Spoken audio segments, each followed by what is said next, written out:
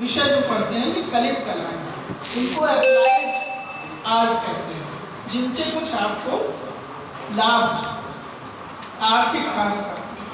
तो जो हमारी ललित कला है वो आर्थिक लाभ के उद्देश्य से नहीं होती सिर्फ, उसका उद्देश्य मनुष्य को मनुष्य बनाना है। और मनुष्य तभी बन सकता है जब उसमें संस्कार, संस्कृति उसकी।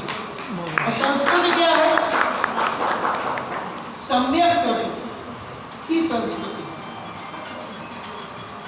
जो भी आप कार्य करें वो सम्यक करें, उचित करें, समाज के लिए उपयोगी हो, श्रेष्ठ हो।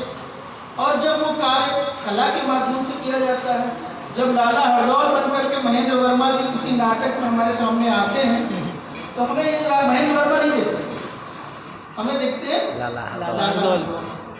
एक आपको बड़ा अच्छा उदाहरण, तमिल के एक बहुत बड़े कवि हैं, राजा थे वहाँ के तमिल में, कुलशेखर आलवार।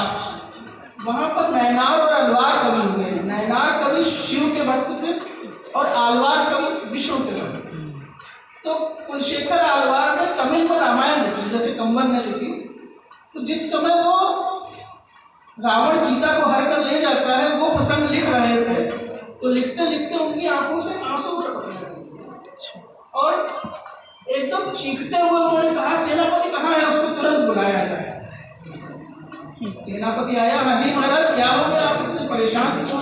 तो उन्होंने कहा, वो दुष्ट रावण सीता माता को हर के ले गया है और इधर से ही लंका जाएगा, तमिलनाडु मदुरई होकर, और उसको यहीं रोक लो और उसका वध कर दो। प्रभु राम को हम कष्ट देना नहीं चाहते।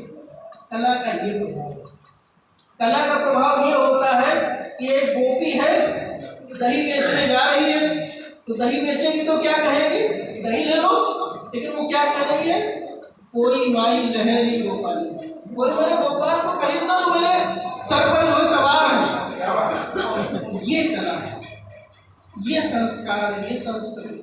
जो अभी आपने कहा कि दो से एक हो जाए, द्वैत से एकीकरण, इसको हम साहित्य में साधारणीकरण कहते हैं। आप लोग फिल्में देखते होंगे, वो भी नाटक का ही, साहित्य का ही, काव्य का ही रूप है।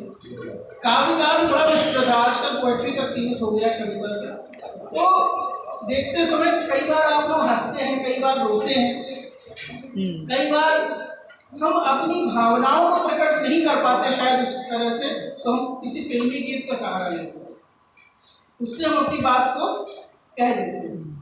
चाहे वो रक्षाबंधन हो, चाहे वो दीपावली हो, चाहे 15 अगस्त हो, 26 जनवरी हो। तो ये क्या है? ये कला का आपके जीवन में कहीं न कहीं जाने अनजाने प्रयोग जो होता है। कई बार हम कोई गीत सुनते हैं, गुनगुनाने लगते हैं, उसकी धुन, उसकी लय, उसका संगीत इतना अच्छा लगता है।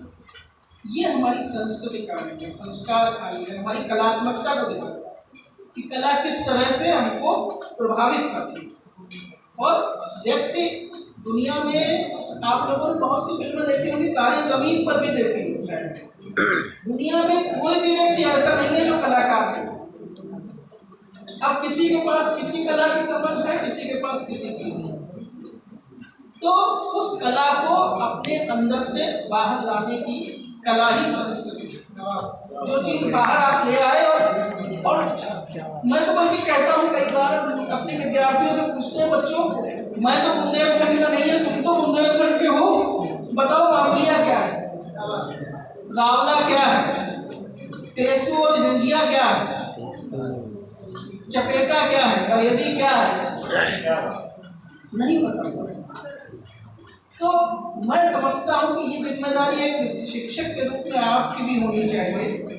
बहुत अच्छा विषय जो आपने राज्य शिक्षक प्रशिक्षण परिषद में दिया है कि आपके जो भी